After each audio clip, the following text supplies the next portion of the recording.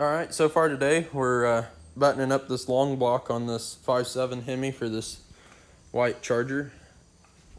And under a little bit of inspection after trying to go back together with it, we gotta get a timing cover because all the pitting right here, your water pump rides right here, and what happens is all these pits in here will aerate the coolant and cause cavitation and other issues and overheating and all kinds of little Mickey Mouse issues that you wouldn't think of that will rise out of this.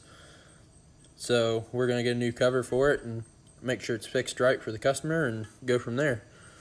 We got our cover in finally after a month and a half of waiting.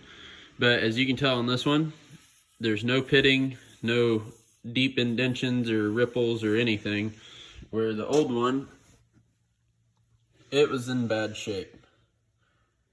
And these are the details that people need to pay attention to when they work on stuff. Just this little bit right here can be a catastrophic failure. And the reason behind that is this will get air pockets in your cooling system. Well, if you get air pockets in your cooling system, and it'll change the harmonics in your coolant level. Well, on a gas engine, you have what they call a knock sensor. Your knock sensor reduces the spark or retards the spark in your timing if it gets too high of a vibration or the right frequency in it, pre-detonating fire. So for the knock sensor to read right, everything in the cooling system has to work properly. Well, it's not going to work properly if this is all pitted up, so it'll cause all kinds of problems with the timing and everything else. But just stuff like that will cause problems, so got to think of the little stuff. For the Charger, finally, we got our front cover on, and the new seal that came with the reman kit here is actually the wrong one. So the seal that I took out of it, the old seal of the original front cover, is this one right here. And as you can tell, it's got a different lip on it, and this is down a little deeper than that. Well, after further inspection, it's got a dust seal here on the harmonic balancer.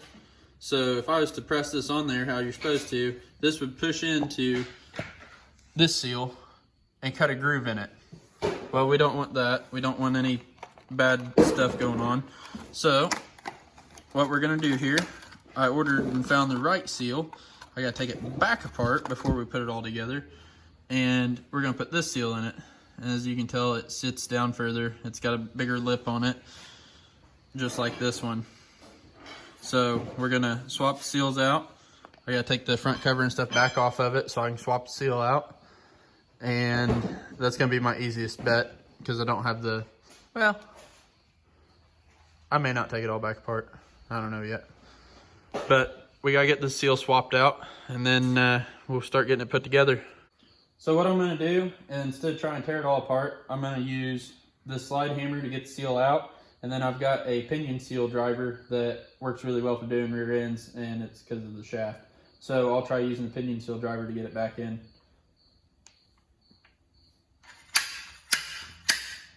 Got the old one out. Now I'll get the pinion seal driver and we'll get the new one in. So I got my pinion seal driver, and it goes over without messing with the plastic skirt on it.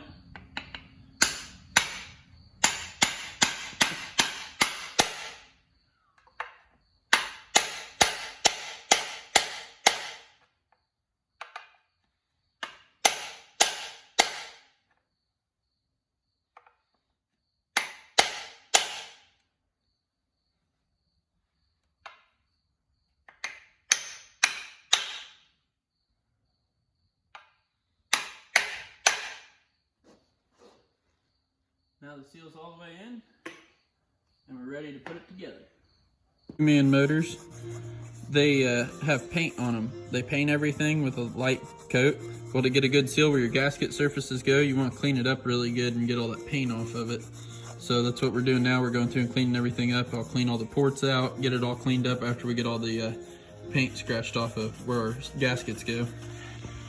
Well, after we got it all together, other than the exhaust here, the manifold had a broke stud where it went into here after we got the motor in. Trying to tighten it down, it broke one of the studs here. And so I had to take the manifold back off of it get it out and weld a nut to it and heat it up with the torch and get it out, but it's so tight up in there I couldn't get in there, so I'd take the manifold all the way out. Now, the cooling system's been filled, oil's been filled, pre-filled the oil filter. We've done all the check mark stuff. We're about ready to test fire it. Right now we're pressure testing the cooling system. We're gonna let it sit for a little bit, make sure it doesn't have any leaks on it. We had one leak after we first got it together, after pressure testing it. We still haven't test fired it yet.